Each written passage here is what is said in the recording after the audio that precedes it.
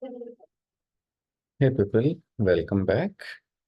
This session we are going to learn about how to plot a control chart when sample size is variable and you are looking for the defective out of a variable sample size. In this case, we plot the P chart. So suppose you have maybe some sample, which is the production. Out of the total production, because your production is varying on the daily basis, sometimes is low production, sometimes is high. And then how many of the rejections are there out of the production? Let's say here is a production. Maybe daily production is ranging from 200 to 250 of the pieces you are producing on the transaction volume. You have a rejection out of this, maybe sometime minimum 10 rejection like this you have, or maybe let's say 0 rejection, and maybe maximum you are going up to 25 rejection. And this data you have for, let's say, last 25 days data we have. Basis on this 25 days data, I wanted to find out either the process remains in statistical control, stable over the period of time or not. So when you are looking for the defective rate in a process, proportion defective, out of a variable sample size, when sample size is changing every day, then we plot the P chart here. How?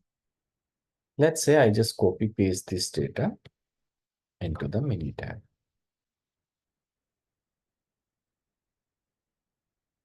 So this is your rejection, this is your defective sample, and the production is your variable sample size.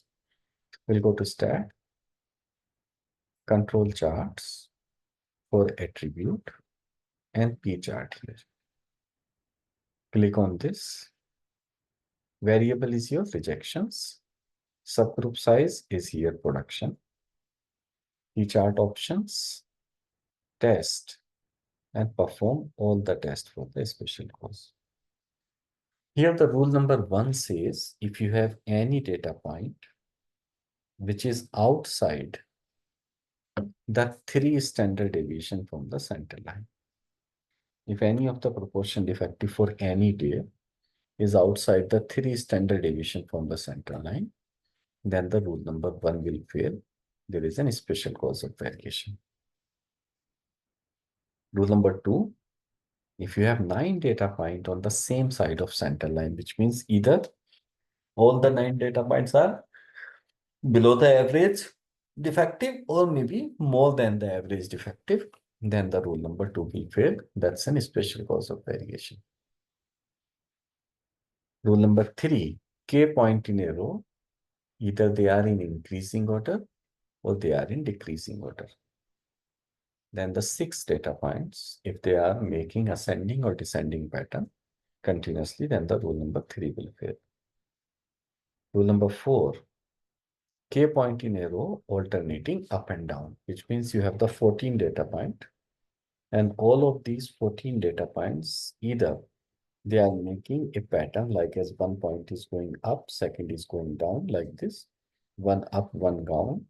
So then this is the violation of the rule number 4, and this will be a special cause of variation. Because your sample size is varying and this data is plotted on the proportion defective, so your control limit accordingly will be varying, and that's how we see here. Let's see in the result.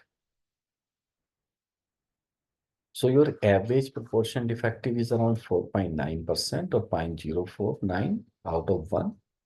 Lower control limit is around 0.005 out of 1, and upper control limit is around 0.09 out of 1. Here you can see couple of times the rule number 1 is failing, mostly rule number 1 only.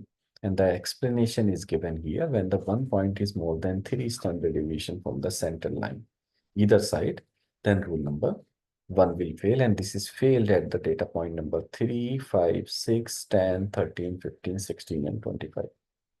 These are the rule fails. And you can clearly see there is a red color, blue color dot, which is the normal data. Connect, change to the red color dot here. And the number is written over this, that the rule number 1 is failing. That's how we read and interpret this. Thank you so much, people. I will see you in the next session.